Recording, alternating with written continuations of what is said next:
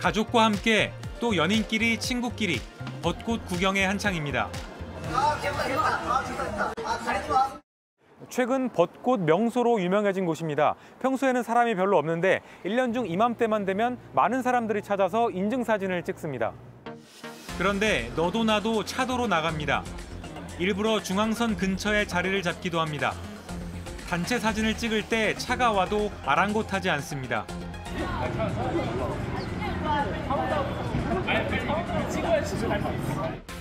아예 차가 가까이 올 때까지 기다리기도 합니다. 차에 조명이 있으면 사진이 더 잘 나온다는 이유입니다.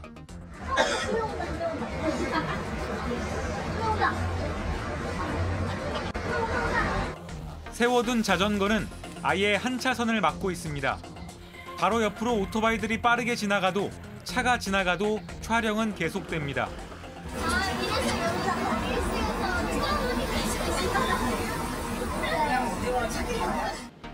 조심스럽게 사람들을 피해 지나가던 차들도 결국 경적을 울립니다. 취재진의 차량도 도로를 막은 사람들과 불법 주정차 차량들 때문에 중앙선을 여러 번 넘어가야 했습니다.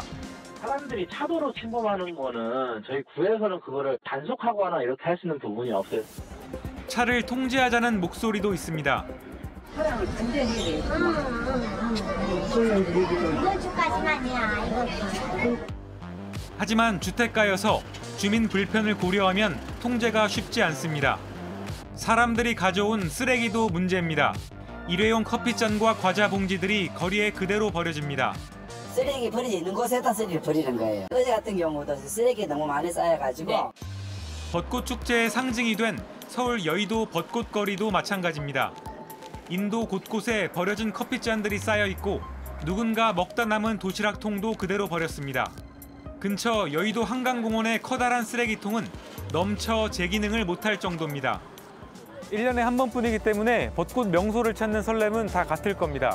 하지만 밀려드는 인파와 쓰레기로 주민들이 몸살을 앓는 일은 반복돼선 안 됩니다. 밀착 카메라 송우영입니다. 지게차가 쉴 새 없이 움직입니다. 명절이 끝나면서 쏟아진 쓰레기를 쌓아 올리는 겁니다. 사람 키보다 높이 쓰레기들이 마치 산처럼 쌓여 있습니다. 설 명절 연휴 동안 버려진 쓰레기들이 이곳 선별장에 모여든 겁니다. 이곳 작업장 관계자들은 앞으로 몇 단계에 걸쳐서 재활용이 가능한 것들을 선별하게 됩니다. 스티로폼부터 플라스틱과 비닐도 어지럽게 섞여 있습니다. 평소보다 적어도 2배는 많아집니다.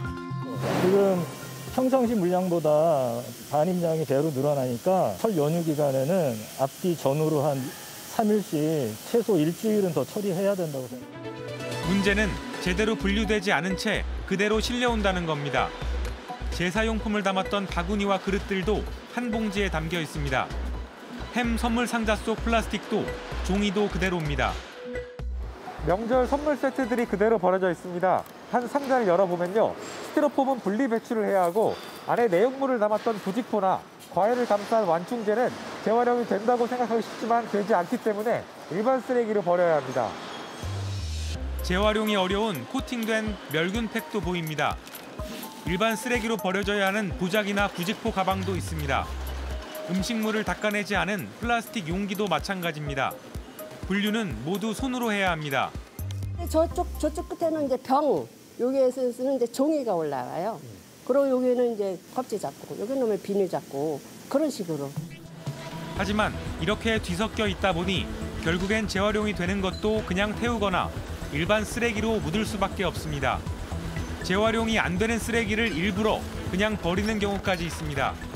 기저귀 같은 거, 기저귀, 휴지, 화장실 휴지 너무 많이 올라와요.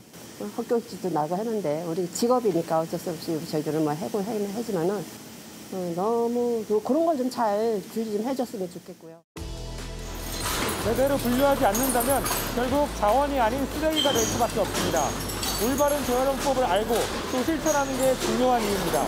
밀착 카메라 송우영입니다.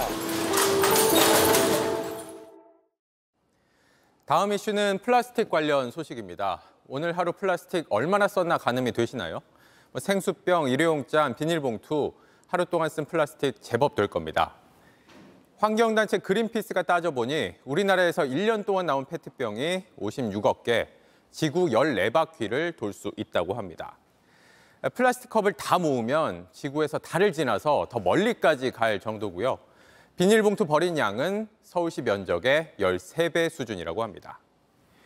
요즘 이례적으로 덥고 무섭게 비 쏟아지고 그동안 볼 수 없던 태풍까지 지나고 나니 기후 위기는 더 이상 먼 얘기가 아니란 게 실감나죠.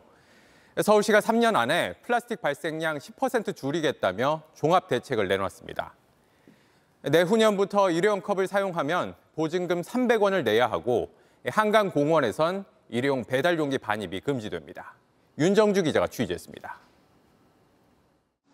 평일대 낮 강변공원에 친구들은 놀러 나왔습니다.